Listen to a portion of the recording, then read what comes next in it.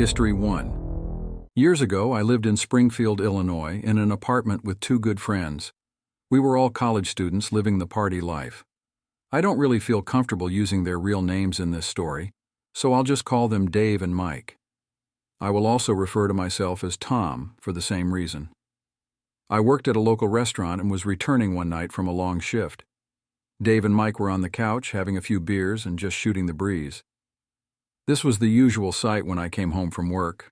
I grabbed a brew and sat down to chat with my friends when they told me about the wild event that had happened a few hours earlier. "Man, we saw the craziest thing while you were at work," Dave said. "Yeah, there was this weird dude just dancing around in our backyard wearing a white long-sleeve shirt and black pants," Mike added. "Dancing?" I asked. "Yeah, man. He was doing Michael Jackson dance moves and making strange noises," Mike responded. They told me they had told him to leave and he ran out of the yard in a panic. We figured it was probably just some strange weirdo since the small city was sort of filled with those types of folks. Besides, it seemed like he didn't cause any harm other than trespassing in our backyard. A week passed, and it was a nice Friday night. Me and the boys were playing cards at our dining table and just hanging out. We were in a very heated match until we heard the famous hee-hee sound. "What the hell was that?" Mike asked. The three of us ran to the back window to take a look. There he was, dancing and moonwalking again. It was midnight on a Friday. Didn't he have anything better to do? I then stepped out and said, "Hey man, what's going on?" He responded by singing Michael Jackson phrases over and over again. It was a bit odd and honestly frightening, since we had no clue if this guy was dangerous or not. The strangest part was that he even resembled Michael Jackson a bit. He had long black hair, pale skin, and a slender frame. "Dude, you have 10 seconds to get out of the yard or I'm going to beat the crap out of you," Mike said. The man ran out of our yard and escaped through the side gate. We watched him run down the street and then make a right near the main road that runs through Springfield. The three of us just laughed it off, thinking he was an unstable stranger messing with us. The next morning, I stepped out to have a cigarette. I was alone in the house since Mike had already left for work, and Dave had spent the night at his girlfriend's house. As I was staring off having my morning coffee and smoke, I noticed something lying in the yard. I went up to it and it scared the crap out of me. It was a life-size dummy of a boy. I had a sigh of relief since, for a moment, I thought it might have been an actual human body.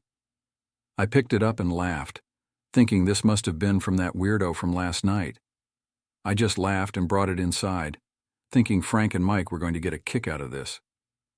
When the guys got home, I had already put the dummy in the bathroom, standing in the shower so that whoever went in there would get a jump scare. As expected, the guys and I had a fun time pranking each other with the dummy until we used it as a home decoration. About 2 days had passed since I found the dummy, and it seemed that Mike's threat had scared the freak off. Mike and I were home watching a movie until we heard a loud bang at the front door. "Hey, where's my little boy?" someone yelled in a scary voice. "I need my little boy," followed by another, "Hee-hee." Mike stood up and peeked through the blinds at the front door window. The man was back and seemed pissed that we had taken his doll. Once again he screamed out a hee-hee as he hit the door. "Dude, you better stop banging on our door or I'm going to mess you up," Mike yelled. The man started stomping and yelling even louder. "I want my little boy, give him back." Mike and I stepped outside to confront the man. "Hey, are you drunk?" Mike asked. The man ran off into the street. I remember him stopping to do some weird dance move before running off. This next part of the story still haunts me every time I think about it. I was at work a few days later. The restaurant was empty and slow, as it usually was during weekdays. Our hostess came up to me and told me that someone had sat down and actually requested me by name. I got excited because I thought it was this girl I was talking to at the time. I headed to the front of the house, excited to see who wanted to see me. To my surprise, it was him VDJ, the man from the last few nights. He was just sitting there at a table in his usual Michael Jackson-styled attire, smiling and waving at me. I went back into the kitchen and froze in fear. How does he know where I work? I thought to myself. I peeked out, and for the first time, I got a good look at his face. He wasn't anyone I recognized. I heard him yell from across the restaurant, another hee-hee, then saying, "Oh, Tom, I'd like to place an order. I'd like to have my little boy back." I have to say this was the most embarrassing and scary thing that had probably ever happened to me. All my coworkers were giggling and laughing at me. One coworker asked who the person was, and I told her that he was a weird stalker harassing me. She asked him to leave, and he stood up and caused a complete scene. "You're ignorant. I want my little boy, and Tom has my little boy." He then started moonwalking and left the restaurant. I remember thinking this was the last straw, and it was time to get this guy to back off for good. I thought it was odd that a grown man, who must have been in his 30s, had all this time to be out all hours of the night acting this way, as well as running around with a life-sized child doll.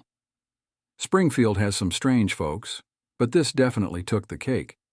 This wasn't some cute little joke. It was really weird and beginning to become harassment. I texted the guys and let them know what happened. We all agreed to return his doll to him, and if he continued to come around, we'd get the police involved. When I got home that day, the first thing I did was put the dummy on the porch and left a note. The note read something like, "Hey, please take your friend and leave us alone. If you ever come back around, you'll seriously regret it." About an hour after leaving the dummy on the porch, I stepped out to smoke a cigarette and noticed it was gone. It had only been an hour, and the man must have already grabbed the dummy. The note I had left him was still lying there on the porch. I always get an eerie feeling, thinking he's probably out in our neighborhood, watching us and keeping an eye on his possession. Years have passed, and I haven't lived in that apartment for a long time, but I always wonder what went on with that unstable man and why we were his target. History 2. I was around 9 or 10 when my family moved to a new town. My mother and stepfather, unfortunately, were drug addicts at the time. We always had people coming and going from our home, with all-night parties and such. You wouldn't know they did drugs, though. They did a decent job hiding it from everyone and keeping a clean home. Anyway, we lived in a brand-new double-wide with a semi-finished basement. My bedroom was upstairs, not in the basement. You could easily climb in and out of my window, though I never did. There were many times late at night when I would feel the presence of someone outside the window. We had 2 neighbors within a 5-mile radius, and we were close with them, so I never thought it would be any of them watching me. Feeling like someone was so close to me at night was just disgusting. If you've ever had that feeling, you know what I'm talking about. The feeling of being watched, someone near you. It's just an icky feeling. I felt this way for months. It wasn't every night, but often enough that I still remember it. Enough backstory, let's get into the story.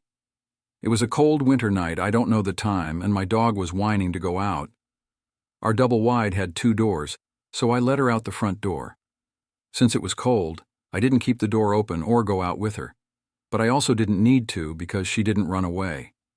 I waited around in the living room until I heard her call at the door to let me know she was ready to come inside. Once I heard it, I began walking to the door, and then I heard footsteps. I froze right there at the door. I didn't look outside, but I just knew someone was out there with her. The light was on, but I couldn't bring myself to look. All I thought was that it was freezing out there, and I'm an animal lover, so I just wanted her back inside safe with me. I locked the door and then ran to the side door and yelled her name. I closed the door and waited for her to come around. I waited a few seconds and heard the same footsteps yet again. I didn't want to wake up my parents for some reason. I don't even know what I was thinking. I ran back to the front door and pounded on it. I again waited for my dog while I went inside and then heard the steps again. I could hear them slowly but heavily walking up the stairs and on the deck. I ran to the side door one last time, opened the door and then screamed, "Kia, get in here!" I screamed as loudly as my little girl voice would allow. She came barreling up the stairs and slid through the slight crack in the door I had opened. I slammed and locked the door within a second, and I didn't hear the footsteps anymore. I turned both outside lights off and brought her into my room with me and locked the door. It was a terrifying experience.